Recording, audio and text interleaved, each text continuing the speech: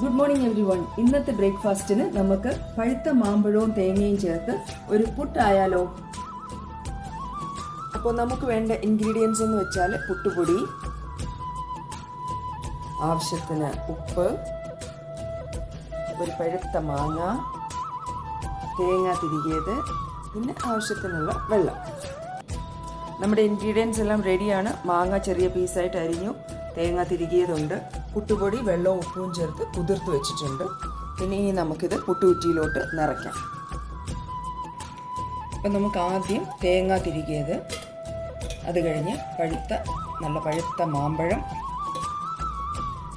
Okay, ഇനി നമുക്ക് നമ്മൾ കുതിർത്ത് വെച്ച പുട്ടുപൊടി ഒരു 1-2 കൈ നമുക്കിടാം. വീണ്ടും നമുക്ക് തേങ്ങ തിരികിയത്, കുറച്ച് പഴുത്ത മാമ്പഴം, പുട്ടുപൊടി ആവശ്യത്തിനായിട്ടുണ്ട്. അപ്പോൾ നമുക്ക് മുകളിൽ കുറച്ച് തേങ്ങ കൂടെ വെച്ചിട്ട് ഇനി അത് സ്റ്റീമിലോട്ട് വെക്കാം.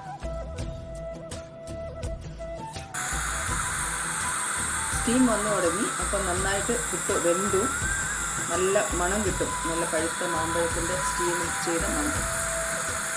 ഈ പുട്ട് റെഡിയാണ്. നമുക്ക്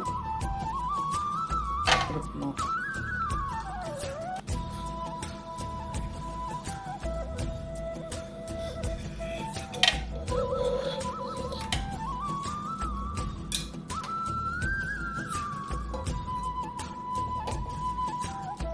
റെഡി ആയിട്ടുണ്ട്.